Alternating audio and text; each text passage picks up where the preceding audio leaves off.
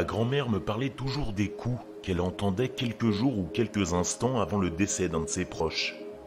Il s'agissait généralement de 3 coups, dans aucun endroit particulier, et elle disait qu'elle les entendait parfois à la porte, derrière le mur, ou provenant de l'extérieur. Ma grand-mère a toujours eu ce don étrange de voir et d'expérimenter des choses qui étaient, je suppose, paranormales, par manque de meilleurs mots. Elle me racontait toujours ses expériences, et moi, qui ne suis pas la personne la plus courageuse au monde, j'avais tellement peur que je ne pouvais pas dormir pendant des jours. J'ai toujours pensé que les coups étaient fascinants lorsqu'elle m'en parlait, car peu de temps après qu'ils se soient produits, quelqu'un mourait. Ou bien, elle se plaignait pendant des jours de ne pas pouvoir dormir, et alors des coups se produisaient, ainsi que d'autres choses bizarres. L'année dernière, les 3 coups me sont arrivés, à moi.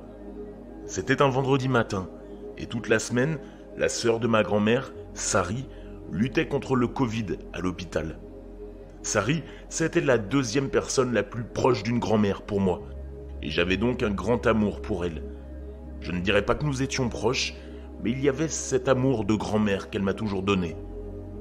Je dormais sur place pour lui tenir compagnie et l'accompagner durant cette lutte lorsque je me suis réveillé.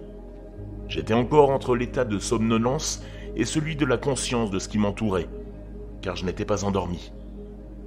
Je sais que j'étais dos à la porte de ma chambre quand j'ai entendu 3 coups faibles, mais audibles, à ma porte.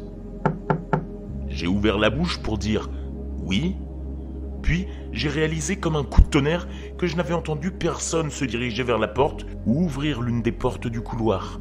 Et croyez-moi, quand je dis que j'ai la famille la plus bruyante au monde, si cela avait été eux, j'aurais dû entendre quelqu'un ou quelque chose.